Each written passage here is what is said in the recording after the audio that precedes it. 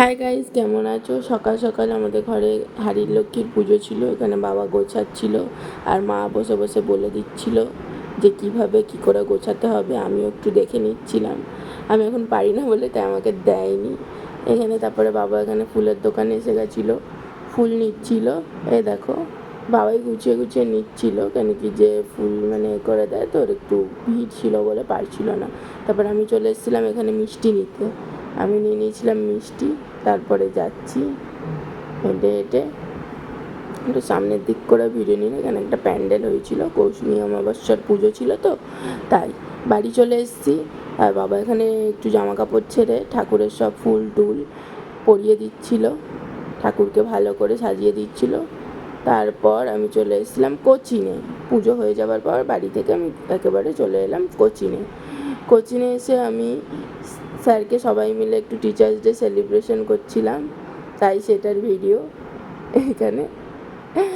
তো sir cake কেটে দিয়েছে। এখানে আমার একটা বন্ধু, এখানে আর একটা বন্ধু যে ভিডিওটা করছিল, ও আমার একটা ফ্রেন্ড ছিল। তারপরে হয়ে গেল ওখানে সেলিব্রেশন, আজকে টিচার্স ডে। চলে এলাম বাড়ি এসে একটু বসে টসেই আমার খেয়ে দিয়ে বেরিয়ে যেতে হতো। এখানে মা আজকে ভাত করেছিল। তারপরে ভাতের সাথে ছিল এখানে শুক্তো।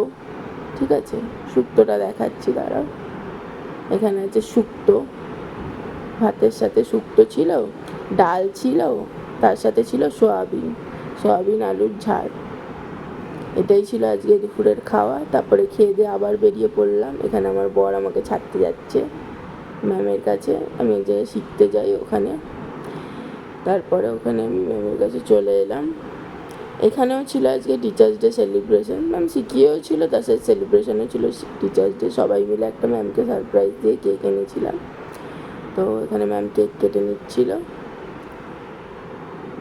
তারপর একটুখানি সবাই মিলে একটা ফটো তোলার জন্য সাজা গোজা এসব হচ্ছিল। দেখো, এখানে ওদের সাথেই আমি শিখি। এগুলো সব আমার বন্ধু, দিদি, এরকম। তারপরে হয়ে গেল কাটা কেক, তাই কেক দিয়েছিল খেতে, আমরা তুলে নিচ্ছিলাম। তারপরে হয়ে গেল আজকে ক্লাস। চলে এসেছি বাড়ি আসছি না, সরি, আমি যাচ্ছি এখন পড়াতে। এখান থেকে ডাইরেক্ট যাবো পড়াতে। দেখি, তারপরে পড়াতে গেছি, তো আমার স্টুডেন্টরা আমাকে পেন দিচ্ছে, কেক দিয়েছে একটা। তারপর এই স্টুডেন্টটা বদমাশি করেছে, তবু আমি ওকে বকেছি। পড়া করিনি, কিছু করিনি, কাঁদছে। আবার বকলেই কেঁদে দেয়। কোন দিন আমি বলছি কেন পড়িসনি, কেন হোমওয়ার্ক করিসনি, ও কিছু বলতেই চাইছে না, কাঁদছে। তারপর আমি আরেক জায়গায় চলে এলাম পড়াতে। এখানে সব এরাও আমার স্টুডেন্ট, ছোট্ট ছোট্ট বাচ্চারা। তার সাথে এরা দুজন বসে আছে নিচে।